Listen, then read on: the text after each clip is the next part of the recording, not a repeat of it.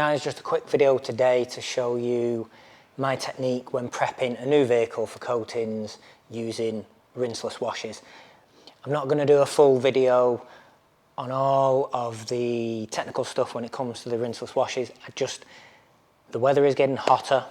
I want to discuss the benefits of rinseless washing, how they'll benefit you, how you can use them, the misconceptions that people have which cause them to perhaps avoid them, and maybe, just maybe, we can speed up your workflow. So I'm prepping a 2022 Land Rover Discovery for a standard new car prep, so single stage enhancement, ceramic coatings all over.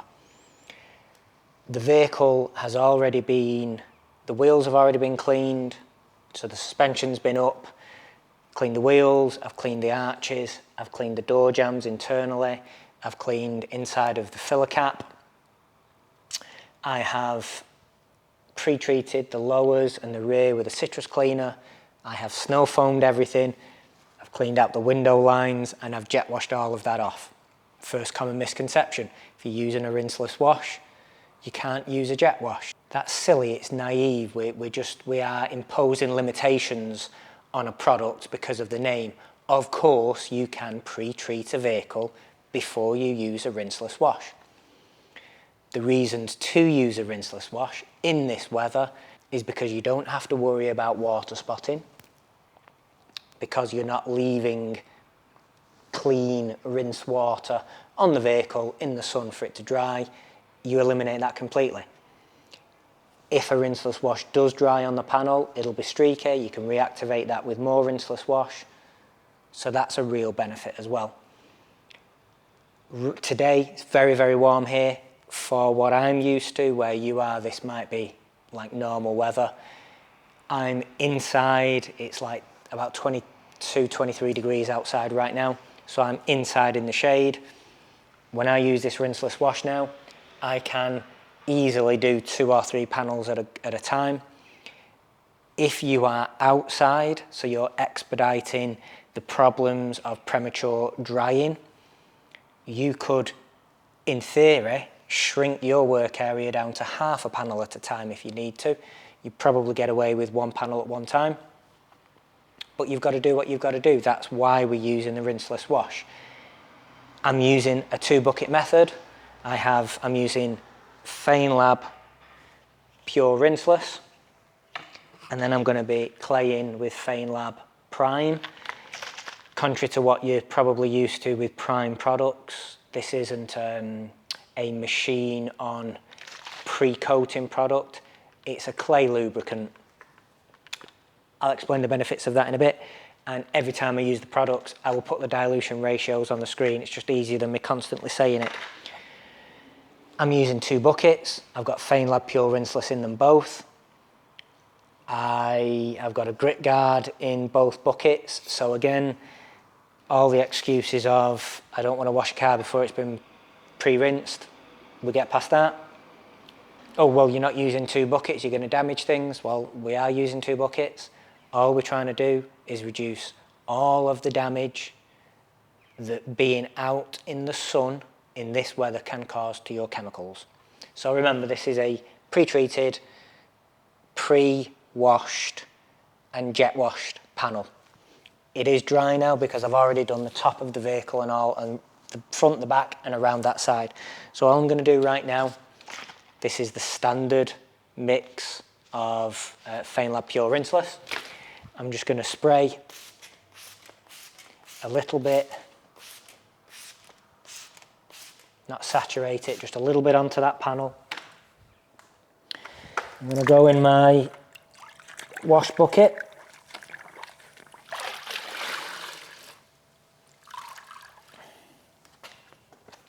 I am using the Optimum Big Red Sponge. Freak out if you want to, no need to. If you want to use a noodle mitt or something like that, by all means do. I personally find that like the natural wash pads that you can get, they tend to not perform very well with a rinseless wash. A nice microfiber pad, a noodle mitt, or the big red sponge, by all means. So this is not soaking wet, a little bit of product coming out. I'm going to start at the top. We're going to be sensible. I'm going to start at the top, no pressure. And I'm just going to work my way down the vehicle.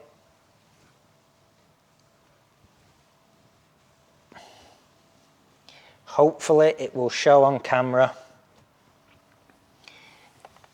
how, rather than like your shampoos and stuff, if there's a product on there, bead up, because this stays nice and flat, it keeps the panel nice and wet, which is what we need in this environment right now. I'll turn the big red sponge over. Again, I will go from top to bottom.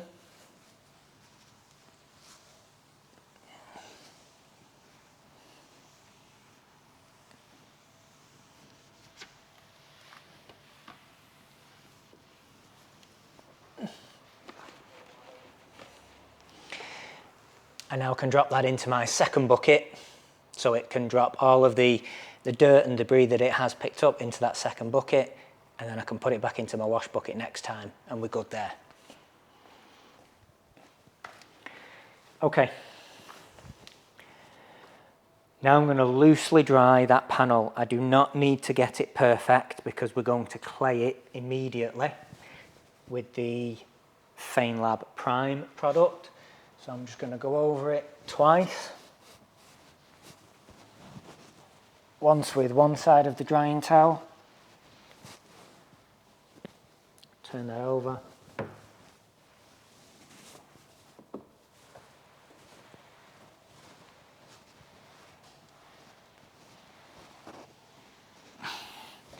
Second side of the drying towel.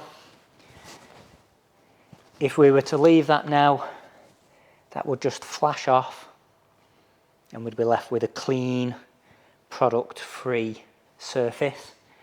But we're going to go on immediately now and clay it. So any residue, I mean, it's as good as flashed off already, but any residue that is left on there is only going to help us when it comes to the claying. So I'm going to use actual clay today. Normally I would use a clay cloth. Rinseless and clay cloth, a lot of points of contention for a lot of people here. My honest opinion, you buy quality clay cloths or clay pads, clay mitt maybe, you're going to do no more damage than you will with clay. Again, as long as you're using common sense and you're not trying to find problems to solutions like so many people do. They are just as effective, they are just as thorough, they are so much quicker. I mean, they are so much quicker. And all of that time saved can go into something else then. So to me, it's a no-brainer, but I understand some people still want to use good old-fashioned clay, and that's fine as well. So this is Feynlab Prime mixed up at the standard ratio again. We've got a little bit of residue left on the panel, that's no big deal. Treat it like a regular clay lube. So the difference with this product is it's not just adding slickness, it has something inside of it. Might be magic, might be witchcraft. I'm not entirely sure. But the ingredient in it, they fill micro fissures and micro pores in the paint surface. So when we dry it, there are resins, much like a priming product that you would machine on, that will fill those micro fissures. And what that means is that when we do machine polish it,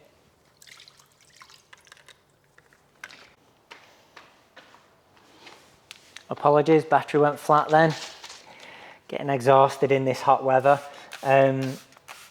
The resins that are in this, much like any other prime product, they will stop the polishing oils from entering into those fissures, which means we are reducing the amount of filling that a compound or polish can do.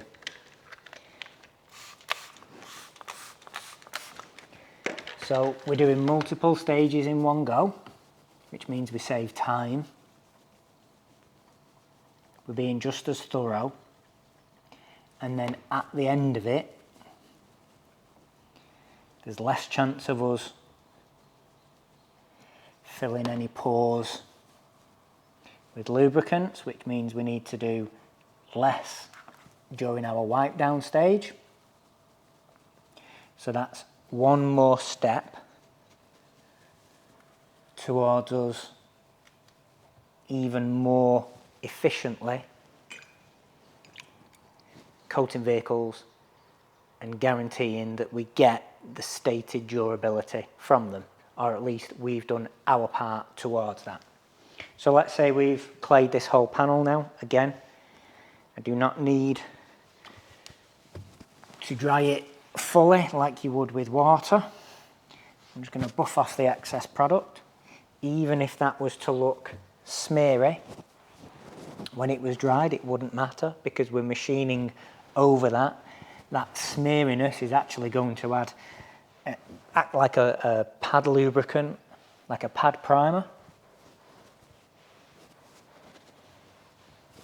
and stop the compound from clogging. And that is literally it. That's it, done. If you want to use a rinseless wash, you can rinse beforehand. It's not illegal. The police aren't going to turn up. You can use 2 buckets. You can use grit guards. You can safely use a rinseless wash in this day and age. In this weather and in this environment, I would argue it's even safer to use a rinseless wash right now, because you're not worrying about the damage that drying chemicals can cause. We can get the job done quickly, we can get the job done thoroughly, we can save ourselves time on the back end. There is no downside. I am not telling you you've got to do it. I'm not saying that you should do it. I just wish people would not, how best to say it, I wish people wouldn't discount new technologies.